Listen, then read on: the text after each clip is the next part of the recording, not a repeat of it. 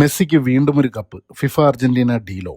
Argentina ലോകകപ്പിൽ മുന്നോട്ട് കുതിക്കുമ്പോൾ social മീഡിയയിലും ഫുട്ബോൾ ലോകത്തും വീണ്ടും ഉയരുന്ന പ്രധാന ചോദ്യം, ഫിഫ ലയണൽ മെസ്സിക്കും അർജന്റീനയ്ക്കും വേണ്ടി ടൂർണമെന്റുകൾ മുൻകൂട്ടി തിരക്കഥ ഫിക്സ് ചെയ്യുകയാണെന്ന് വിശ്വസിക്കുന്ന വലിയൊരു വിഭാഗം വിമർശകർ ഇന്നുമുണ്ട്. എന്നാൽ എന്താണ് ഇതിന് പിന്നിലെ യഥാർത്ഥ വസ്തുത? പ്രധാനമായും 3 വാദങ്ങളാണ് വിമർശകർ ഉന്നയിക്കുന്നത്. ഒന്ന്, 2022 ഖത്തർ ലോകകപ്പിലെ പെനാൽറ്റി റെക്കോർഡുകൾ. ഒരൊറ്റ ലോകകപ്പിന് ഒരു ടീമിന് ലഭിക്കുന്ന ഏറ്റവും ഉയർന്ന എണ്ണം, അതായത് 7 മത്സരങ്ങളിൽ നിന്നും 5 പെനാൽറ്റികളാണ് അർജന്റീനയ്ക്ക് ലഭിച്ചത്. ഇത് അന്ന് തന്നെ പോർച്ചുഗലിന്റെ പെപ്പെ, നെതർലൻഡ്സിന്റെ വെഗോസ്റ്റ് തുടങ്ങിയ താരങ്ങളും ഒഫീഷ്യൽസും വലിയ പ്രതിഷേധമായി ഉയർത്തിയിരുന്നു. 2, മത്സരക്രമങ്ങളിലെ എളുപ്പം.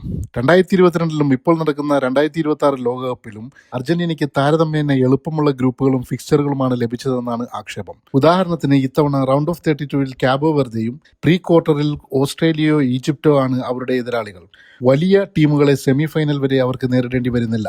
3, ഫിഫ അഡിഡാസ് കോർപ്പറേറ്റ് ബന്ധം. ഫിഫയുടെ ഏറ്റവും വലിയ പാർട്ണറായ അഡിഡാസിന്റെ അജീവാനന്ദ ബ്രാൻഡ് അംബാസഡറാണ് ലയണൽ മെസ്സി.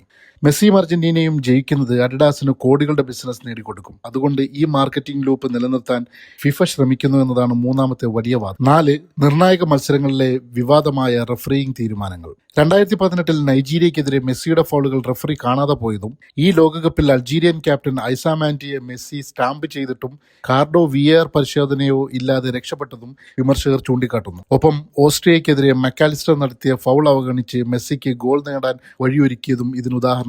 കേൾക്കുമ്പോൾ വലിയൊരു കോർപ്പറേറ്റ് ത്രില്ലർ സിനിമ പോലെ തോന്നുമെങ്കിലും ഫുട്ബോളിന്റെ സാങ്കേതികവും പ്രായോഗികവുമായ വശങ്ങൾ പരിശോധിച്ചാൽ ഈ വാദങ്ങളെല്ലാം പൊളിയും. മാത്തമാറ്റിക്കൽ സുതാര്യത. ലോകകപ്പ് ഗ്രൂപ്പുകളും ഫിക്സ്ചറുകളും നിശ്ചയിക്കുന്നത് തത്സമയം ടെലിവിഷനിലൂടെ ലോകം മുഴുവൻ കാണുന്ന ലൈവ് ഡ്രോ വഴിയാണ്. ഫിഫ റാങ്കിങ്ങിന്റെ അടിസ്ഥാനത്തിലാണ് ടീമുകളെ പോട്ടുകളിലാക്കുന്നത്. ഇത് മുൻകൂട്ടി നിശ്ചയിക്കുക എന്നത് പ്രായോഗികമായി അസാധ്യമാണ്. തീരുമാനങ്ങൾ എപ്പോഴും അനുകൂലമല്ല എന്നത്. ഫിഫ അർജന്റീനയെ സഹായിക്കുകയാണെങ്കിൽ 2022 ലോകകപ്പിലെ ആദ്യ മത്സരത്തിൽ സൗദി അറേബ്യക്കെതിരെ അവരുടെ 3 ഗോളുകൾ സാങ്കേതിക വിദ്യ വഴി ഓഫ് സൈഡ് വിളിക്കില്ലായിരുന്നു. നെതർലൻഡ്സുമായുള്ള മത്സരത്തിൽ അർജന്റീനൻ താരങ്ങൾക്ക് 10 യെല്ലോ കാർഡുകൾ റഫറി നൽകി. ഫൈനലിലാകട്ടെ ഫ്രാൻസിന് അനുകൂലമായി 2 പെനാൽറ്റികളാണ് റഫറി വിധിച്ചത്. ഹൈടെക് നിരീക്ഷണം. ഇന്നത്തെ ഫുട്ബോളിൽ VAR, semi automated of side തുടങ്ങിയ അത്യാധുനിക സാങ്കേതിക വിദ്യകൾ ഉള്ളതിനാൽ ഒരു റഫറി മാത്രം വിചാരിച്ചാൽ കളി തിരിച്ചുവിടാനാകില്ല.